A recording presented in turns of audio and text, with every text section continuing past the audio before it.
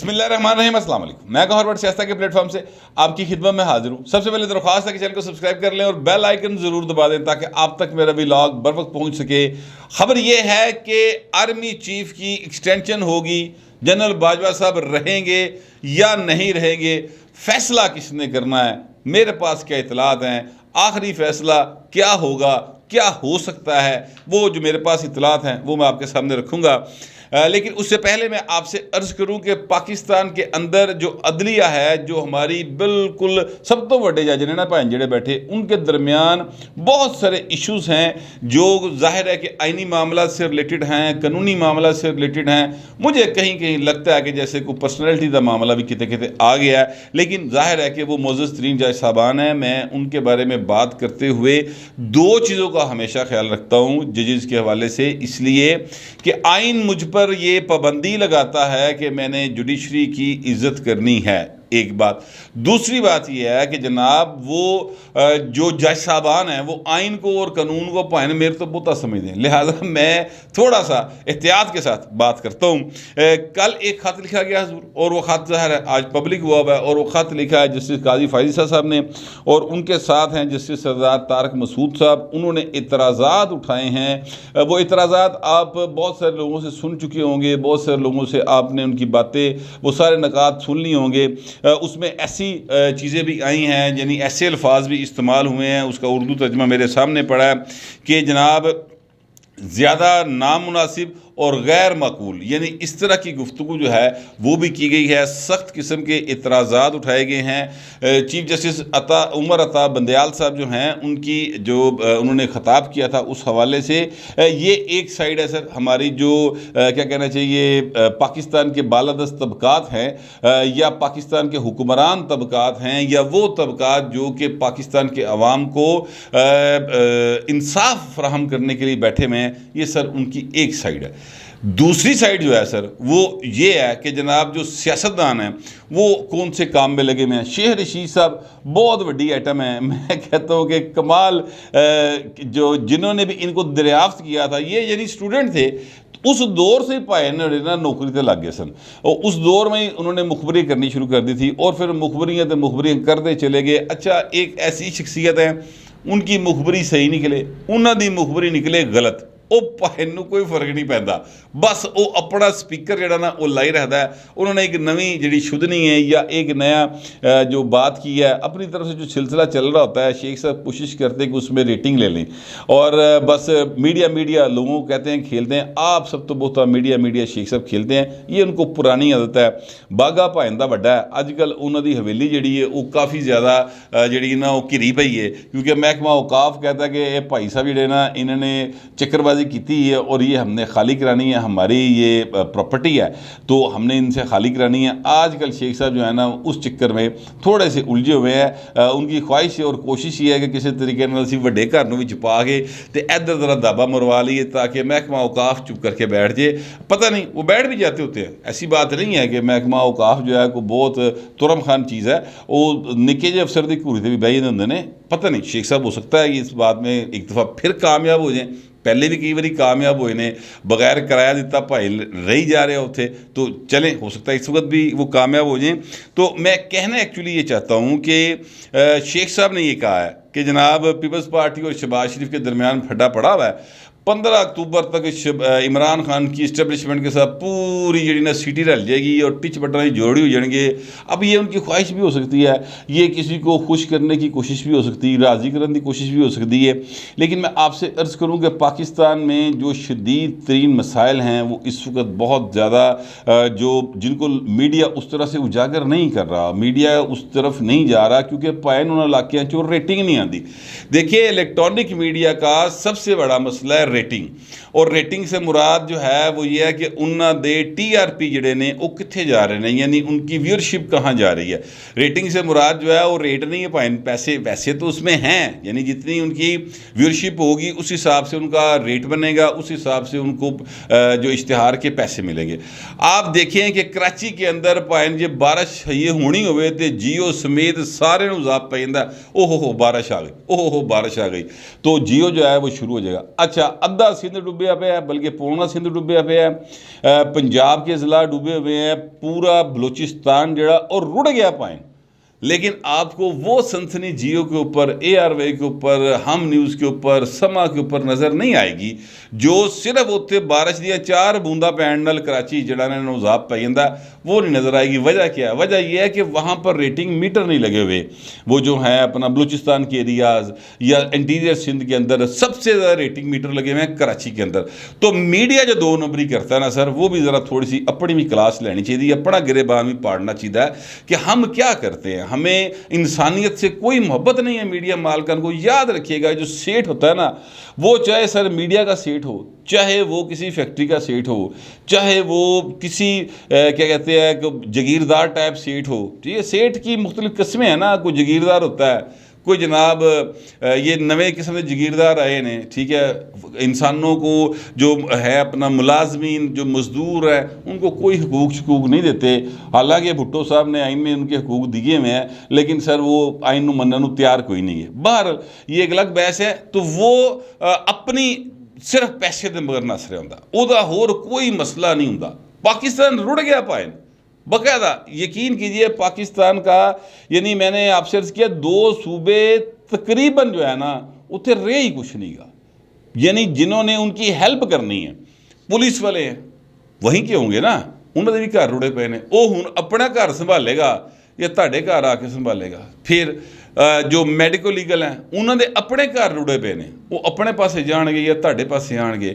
महकमा डाक हो, मतलब वहाँ के सूबाई महकमे हों, फेडरल महकमे हों, मुलाजिम तो वहीं के हैं ना। एक सिर्फ बचता आ जाके, और वो बचता है फौज का महकमा।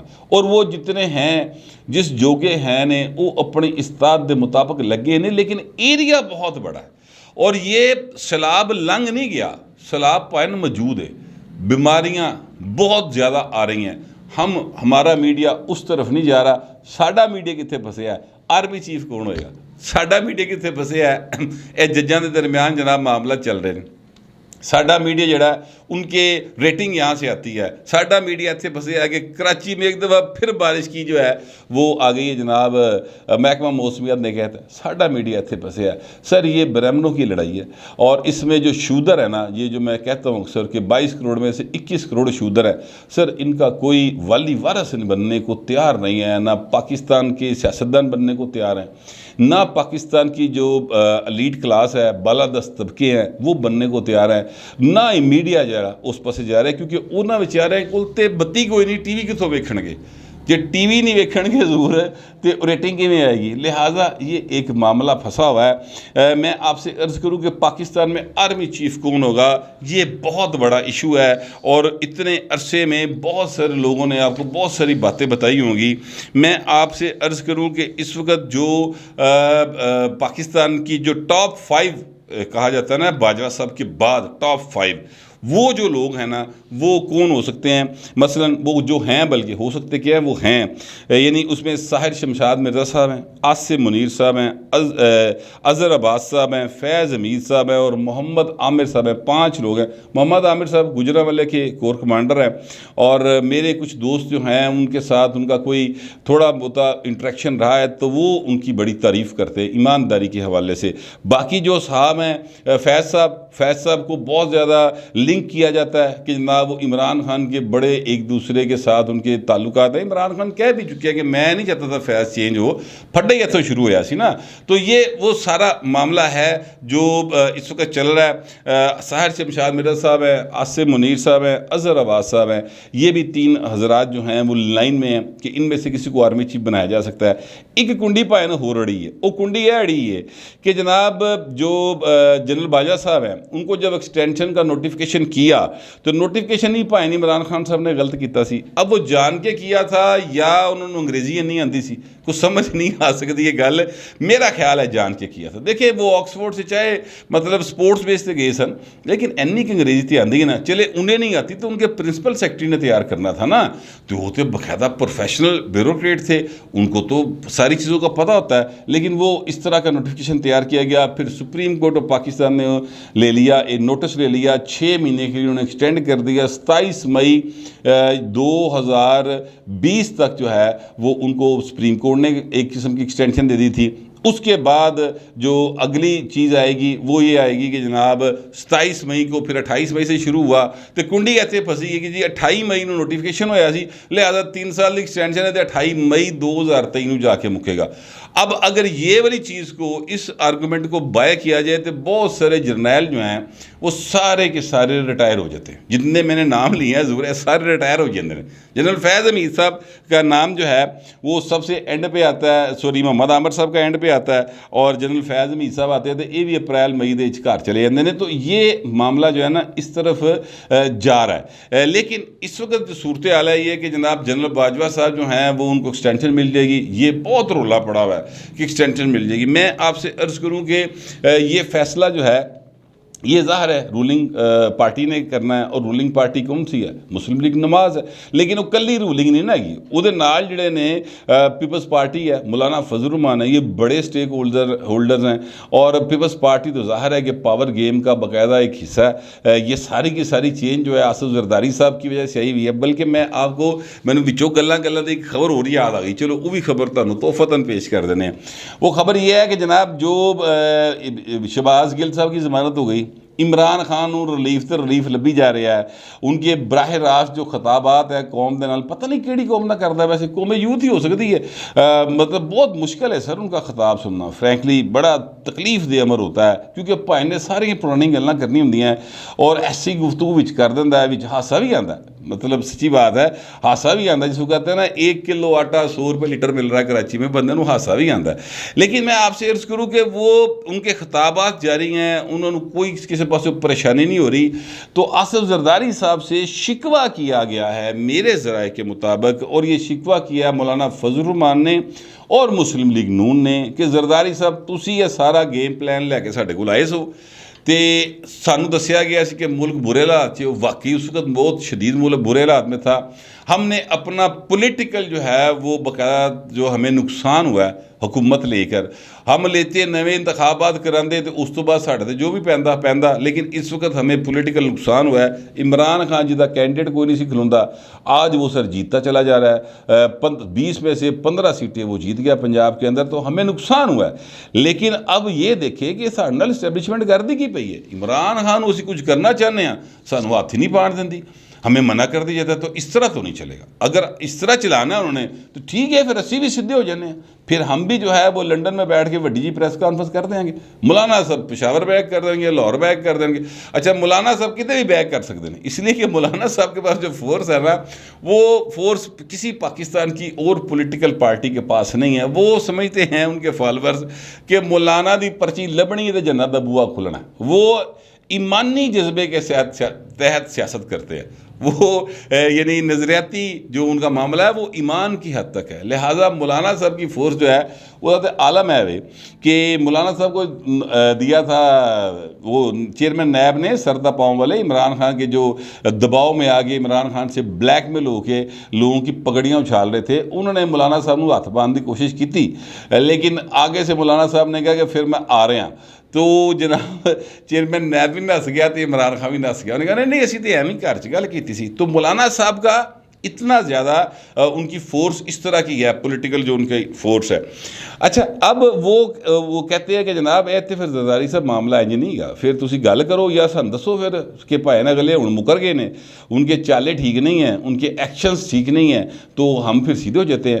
یہ اس قسم کی گفتگو بھی جو ہے وہ چل رہی ہے پولیٹیکل سرکلز کے اندر، کیونکہ دیکھیں آپ عمران خان صاحب کی سپیچ ہے جس کو وہ قوم سے خطاب کہتے ہیں، بھائی کیڑی قوم نہ خطاب، آپ پرائم منسٹر نہیں ہیں حضور، ایک غلط فہمی کر دو دماغ چو، فی الحال آپ پرائم منسٹر نہیں ہیں، ٹھیک ہے، آپ کے اوپر 20 کیس ہیں، اور اگر آپ کہتے ہیں کہ جناب 60% کابینہ جو ہے وہ ملزم ہے ضمانتوں پہ، تو پائن تو بھی تو ضمانتیں نہیں ہیں آپ تو ضمانتوں میں ایسے کیسز میں ہیں جو الزام آپ دوسروں پہ لگاتے تھے، تڑے وہ والے کیس بھی ہیں، تانوں ایف آئی اے جڑی پروب کر دی پھر دی ہے وہ سر وہ کوئی آپ کے مورل کرپشن جو ہے وہ اس کو نہیں پروب کر رہی، ٹھیک ہے، وہ آپ کی مالی کرپشن کو پروب کر رہی ہے، تو اس معاملے میں پائیں سارے ننگے نے الزام دی آتی کر۔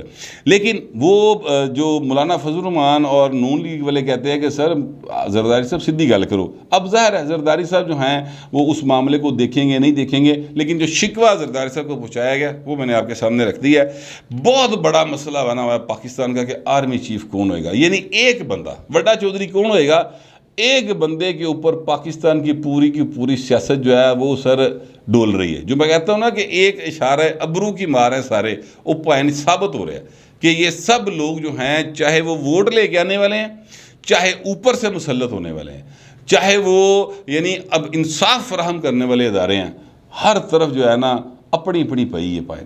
کوئی بندہ عوام کا نہیں سوچ رہا، کوئی آپ کا اور میرا نہیں سوچ رہا، کوئی اس جو غربت ہے، جو بے روزگاری ہے، جو سیلاب نے مارا ماری کیتی ہے پائن، وہ دے بارے کوئی نہیں سوچ رہا۔ عمران خان کو دیکھ لے خالی ٹرک لے کے چلا گیا پائن، لوکی مگر نہ حضرے ٹرکاں جو ہوں کچھ تو روک دینا اگلے، وہ ٹرک خالی سن، تھوڑا سامان سی، وہ پائن ٹرکاں سمیت نسنا پہ گیا۔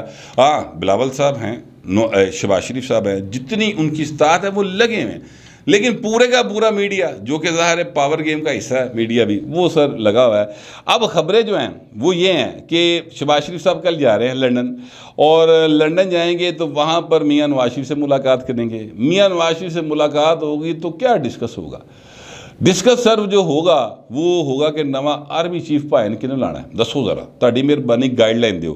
ظاہر ہے شہباز شریف صاحب اپنی جو ان کی اسیسمنٹس ہوں گی وہ بھی دیں گے، مہنگائی کے معاملات ہوں گے وہ بھی ڈسکس کریں گے، لیکن اہم ترین معاملہ جو ڈسکس ہوگا نا سر، میں ابھی آپ کو بتا دوں، وہ ایک ہی ہوگا، اور وہ یہ ہوگا کہ جناب نواں آرمی چیف کنے لانا ہے تاکہ عمران نو جڑا نہ روکیا جا سکے، یا باجوہ صاحب نو ایکسٹینشن دینی ہے۔